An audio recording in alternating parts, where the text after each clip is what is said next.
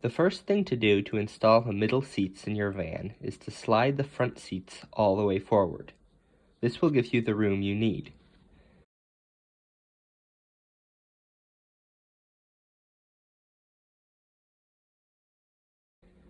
Next, line up the notches at the front of the seat with the first set of bars in the floor.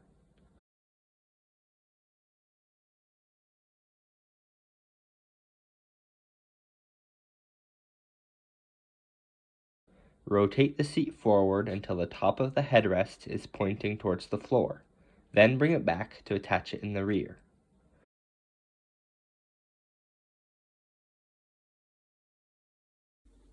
The rear just snaps into place when you push down on it.